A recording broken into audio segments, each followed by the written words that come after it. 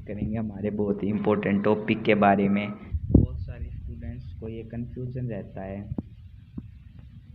कि कोई लाइन जब भी किसी कर्व से पास करती है तो हम वहाँ पे कंडीशंस क्या लेंगे, मतलब b² - 4ac इक्वल टू 0 लेंगे, नॉन ज़ीरो लेंगे, या फिर हम उसको सम ऑफ रूट्स है जो वो इक्वल टू 0 लेंगे, प्रोडक्ट ऑफ रूट्स को इक्वल टू 0 लेंगे। तो आज हम इन सारी डिस्कस करेंगे बहुत ही अच्छे से। तो चलो स्टार्ट करते हैं।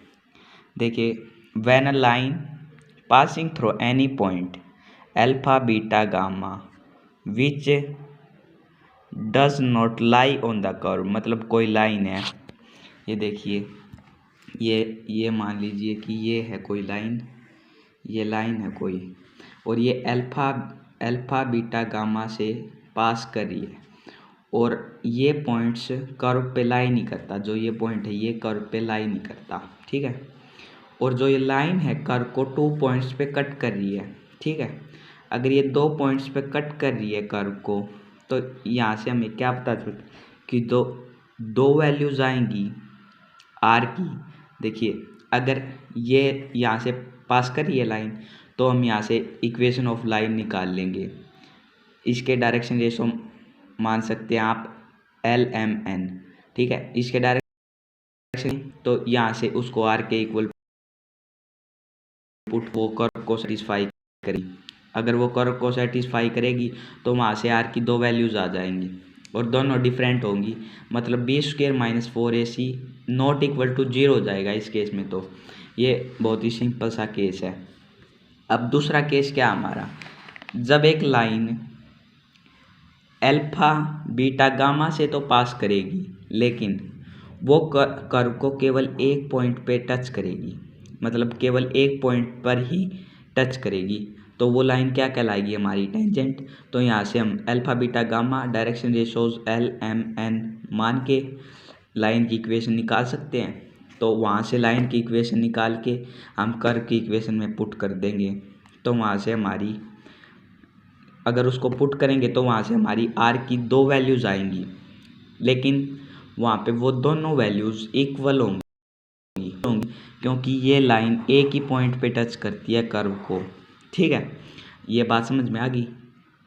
अब वो 2 वैल्यूज़ इक्वल कब होंगी, वो 2 वैल्यूज़ इक्वल तब होंगी जब हमारा जब भी हम क्वाड्रेटिक फार्मूला यूज़ करते हैं तो वहाँ पे कुछ एक्सप्रेशन आता है -b + -b² - 4ac/2a, कुछ ऐसा आता है हमारा।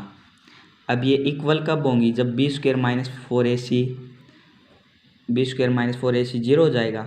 अगर b² - 4ac हमारा 0 हो जाता है, वो पॉइंट, ध्यान रखना ये बात कि वो पॉइंट जहाँ से लाइन पास हो रही है वो पॉइंट हमारा कर्व पे लाई नहीं करता। अगर कर्व पे लाई करेगा वो पॉइंट तो हमारी इक्वेशन डिफरेंट्स हो जाती हैं। तो आप इस बात का ध्यान रखिए कि वो एक पॉइंट पे टच करती है टेंजेंट के केस में, और b² - 4ac इक्वल टू 0 आ जाता है। मैंने आपको प्रूफ के साथ बता दिया ये बात, ठीक है। चलो अब हम नेक्स्ट केस डिस्कस करते हैं। When a line pass through any point, जब कोई लाइन अल्फा बीटा गामा से पास करती है, ठीक है, और वो पॉइंट लाई करता है कर्व पे, और क्या है, वो पॉइंट कर्व पे लाई करता है, then find the condition for general points and after getting the quadratic equations we will get the product of roots equal to 0। देखिए, मैं आपको समझाता हूँ कैसे है ये। इसमें क्या करना है, जो हमारी इक्वेशन है ना लाइन की, वो कह रहा है अल्फा बीटा गामा से कोई लाइन पास होती है, अल्फा बीटा गामा से अगर वो लाइन पास होती है और वो पॉइंट कर्व पे लाई करता है, तो यहाँ से अगर हम लाइन की इक्वेशन निकालेंगे x - α/L, जो भी करके निकालनी है, y - β/m, और उसको r के इक्वल पुट कर देंगे, और तब उसको r के इक्वल मान के x की वैल्यूज़, तो x कोई भी जनरल पॉइंट तो हमारा कर्व पे लाई करेगा, तो वो कर्व की इक्वेशन को सेटिस्फाई करेगा। अगर वो कर्व की इक्वेशन को सेटिस्फाई करता है तो वहाँ से क्या है हमारा, मतलब वो पॉइंट उसको पर लाई कर रहा है, तो वहाँ से हमको एक कंडीशन मिल जाएगी। क्या कंडीशन मिलेगी? तो हमारा लास्ट में वहाँ पे इक्वेशन सोल्व करने के बाद आ जाता है कुछ S1 आ जाता है लास्ट में, अगर आपने बुक में पढ़ा हो तो ध्यान से। तो S1 क्या होता है? वो S1 जीरो हो जाता है, क्योंकि कर्व की S इक्वेशन थी, कर्व की इक्वेशन S थी, और वो पॉइंट उसी पे लाई करता है अल्फा बीटा गामा, तो वो उसको सेटिस्फाई करेगा, तो ये जीरो बन जाएगा। और जो ये लास्ट की टर्म है ये कांस्टेंट होती है, C मान लीजिए इसे। अगर ये कांस्टेंट होती है तो प्रोडक्ट ऑफ रूट्स क्या हो जाएंगे हमारे? इक्वल टू C बाय हो जाएंगे। पर हमारा C क्या है? C है हमारा जीरो, ठीक है, C हमारा जीरो है। तो यहाँ से हमें क्या पता चल गया? प्रोडक्ट ऑफ रूट्स जीरो आ गया। अगर प्रोडक्ट ऑफ रूट्स जीरो आ गया तो यहाँ से हमें क्या पता चला कि उनमें से जो हमारे दो रूट आएंगे ना, जो हमारे दो रूट्स आएंगे वो क्या होंगे? उनमें से एक रूट हो जाएगा जीरो, एक रूट जीरो हो जाएगा, लेकिन वो है क्या? हमें तो एक लाइन निकाल रहे हैं उस पॉइंट से, मतलब टेंजेंट, तो वो लाइन है जो कर्व को केवल एक ही पॉइंट से पास करेंगी, मतलब जो हमारी दोनों वैल्यू आएंगी वो सेम आएंगी। और हमारा एक रूट क्या आ गया? प्रोडक्ट ऑफ रूट से, मतलब एक रूट तो जीरो होगा ही होगा, तो यहाँ से एक हमारा जीरो आ गया, तो दूसरा भी हमारा जीरो आ गया, तो यहाँ से हम कह सकते हैं, तो यहाँ पे हो जाएगा sum of roots equal to zero करके आप कंडीशन निकाल दीजिएगा। आपको अगर ये बात समझ में आई, मुझे लगता है आ गई होगी। ये आपको समझ तभी आ सकती है जब आपने बुक में पढ़ा होगा, सॉलिड ज्योमेट्री वाली में, नहीं तो आपको ये बात समझ में नहीं आएगी।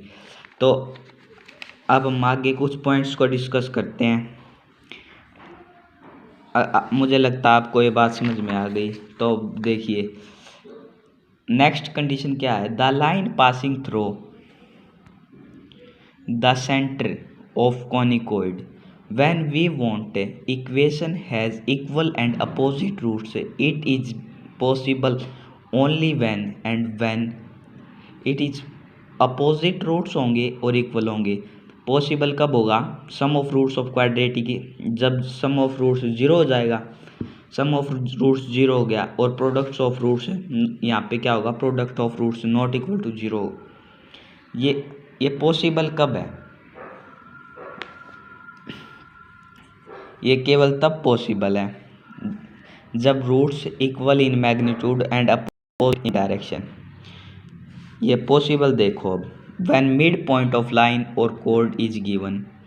मान लीजिए हमको मिड पॉइंट से निकालनी है उस लाइन की इक्वेशन, ठीक है, मिड पॉइंट से उस लाइन की इक्वेशन निकालनी है और code, and taking that we are making equation of line, और उस पॉइंट से हमने लाइन की इक्वेशन बना दी, and that will lie on the curve, मतलब जो इक्वेशन आएगी तो वो कर्व लाई करेगी, और अगर वो उसका मिड पॉइंट होगा, आप इसमें देखिए जैसे ये कोई कर्व बना दिया मैंने और ये लाइन पास हो रही है और ये मिड पॉइंट मान लिया, सपोज ये मिड पॉइंट है, तो जो ये पॉइंट्स आएंगे ये इक्वल एंड अपोजिट होंगे, क्योंकि ये मिड पॉइंट है इस कर्व का, ठीक है।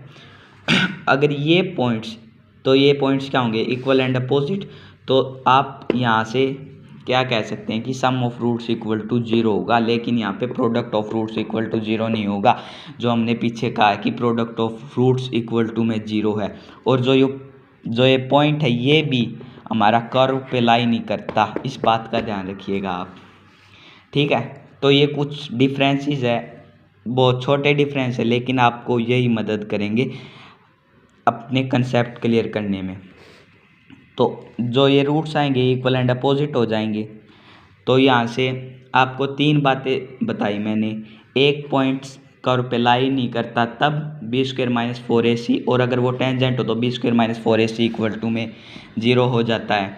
और एक बात मैंने बताई आपको, जब वो कर्व पे लाई करता है, ठीक है, तो कर्व पे लाई करता है तो product of roots equal to zero हो जाता है, जिससे अगर वो टेंजेंट होगा तो दोनों रूट्स इक्वल होंगे, और अगर दोनों रूट्स इक्वल होंगे तो सम ऑफ रूट्स इक्वल टू 0 हो जाएगा।